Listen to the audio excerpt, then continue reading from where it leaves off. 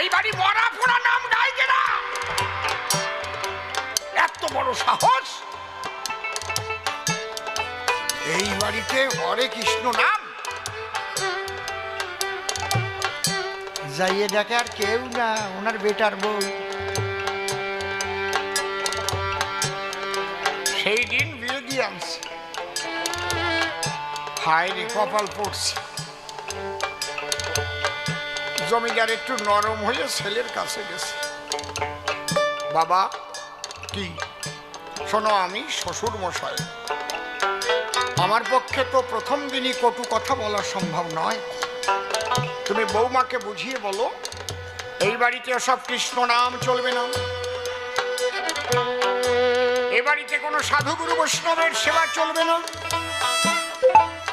এ বাড়ি কোনো কীর্তনের চাঁদা দেওয়া চলবে না।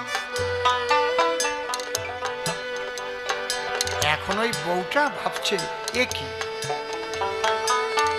আমার বাবা কোন জঙ্গলে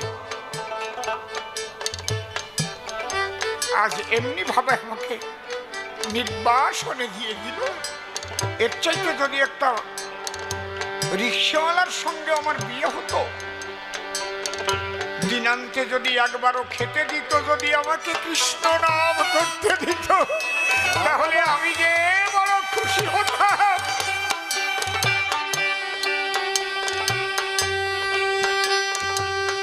তখন বিবেক ডেকে বলছে, মহাপুরুষ বিবেক, তুমি অধৈর্য হচ্ছ কেন? জানো না রাধারানীও তো জালার ঘর করে কৃষ্ণকে ভালোবেসেছে, জটিলা কুটিলা পাহারা দিত। রাধারানী যেন কখনো কৃষ্ণের অন্বেষণে না যায়, কৃষ্ণ বলে এক ফোঁটা চোখের জল না ফেলে। রাধারানী কি করত? রান্নাঘরে যেত, ভিজে কাঠ উনুনে দিত, তাতে ধোঁয়া তৈরি করে কৃত্রিম ভাবে, আর এদিকে কৃষ্ণ কৃষ্ণ বলে দু চোখের জলে ভাসত। জানো না, রান্নাঘরে জল ঢেলে কাদা করে দিত, ওই কাদার মধ্যে কাটা পুঁতে পুঁতে রেখে রাধারানী সেই কাটার উপর দিয়ে হেঁটে হেঁটে যেত, আর কাটা ফুটে ফুটে রক্ত পড়ত। একদিন ললিতা জিজ্ঞেস করছে, এ রাধা, তোর পায়ে ক্ষত চিহ্ন এত কেন গো?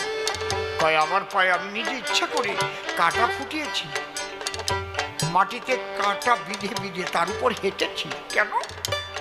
বলে, যদি কোনো দিন বর্ষণ মুখর রজনীতে, মানে বৃষ্টি